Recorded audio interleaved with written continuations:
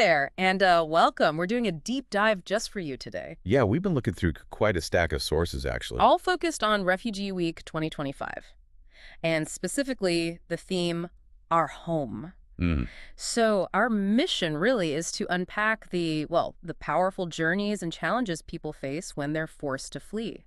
And we're drawing on some key insights here, particularly from a human rights advocate who was also a former refugee. That perspective is really central. Definitely anchors it. Okay, let's get straight into it. So what really jumps out, I think, from these sources is how this whole concept of home, it just shifts dramatically for someone who's been displaced. Right, it stops being just about, grit and mortar. Exactly. It's not just that. The material really highlights how, for refugees, home becomes something profoundly personal, something they actually carry with them. Carried. How so? Well, it's found in connections, Right. with people, in language, in community feeling, not necessarily tied to one physical place anymore. Wow, that's a powerful way to reframe it. Really makes you think about what community means for everyone. It does. And the personal story shared in the sources, fleeing Aleppo at just 14, that whole journey across borders, facing rejection, but also finding these moments of crucial support. Yeah, that journey then led to studying international law, becoming an advocate. It's quite something. It really shows survival is just the absolute first hurdle, isn't it? Absolutely. And, this brings us to the sheer scale and the complexity of displacement we're seeing now in 2025. The numbers are staggering. They are. The sources make it clear we're talking over 120 million forcibly displaced people globally. Yeah. But it's not just conflict driving this, which is important. Right. The material points to these other significant challenges, ones that maybe get overlooked. Like climate displacement. That was a really key point in the sources. Yeah, people fleeing environmental disasters, they often just don't fit neatly into the existing legal frameworks, do they? No, like the 1951 Refugee Convention. Yeah. It wasn't really designed for that. So they end up in this awful kind of legal limbo. No clear status, no clear protection. Yeah, exactly. A major gap. And the sources also mention things like border externalization. Yes, where wealthier nations basically pay or pressure other countries. There's lots of countries on their borders, Yeah. the ones refugees pass through. To stop people before they even reach their territory to claim asylum. Right. It just pushes the responsibility outwards, creates bottlenecks. It just adds more difficulty, more danger to the journey. And the material also stressed the severe underfunding for mental health support.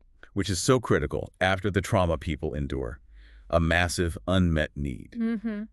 And perhaps one of the trickiest challenges the sources brought up was narrative control. Oh, definitely. How the stories are framed, or sometimes how they're deliberately not told. Which is why sharing individual voices, as the material emphasizes, is just so vital.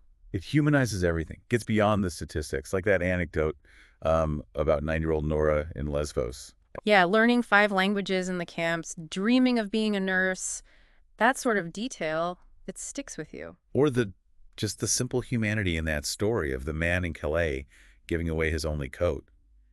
These moments, they're all drawn from the sources, and they just underline the incredible resilience. The dignity, the capacity for connection that still exists. Exactly. Refugees aren't just a number, they are people.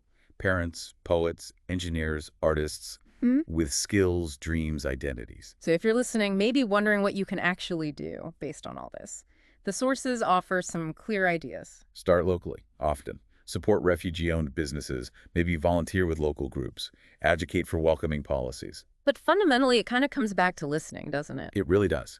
Refugee Week itself, the sources highlight this, is built around storytelling, seeking out events, plays, memoirs, just conversations. Compassion grows from curiosity, from hearing someone's story. Mm-hmm.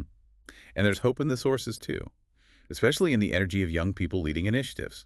And the rise of refugee leadership, making sure policies are shaped with those who've lived it. Yeah, that's crucial. It's not passive hope, it's strategic, action-oriented. So pulling it all together from this deep dive, our home is portable, it's found in community, it's something we build together. We've seen the huge scale of displacement, those critical challenges like climate law gaps, narrative control. But also the power of individual stories and, importantly, ways you can engage. And if you want to delve deeper, find events. The sources point to refugeeweek.org.uk. It's a key resource. Definitely check that out.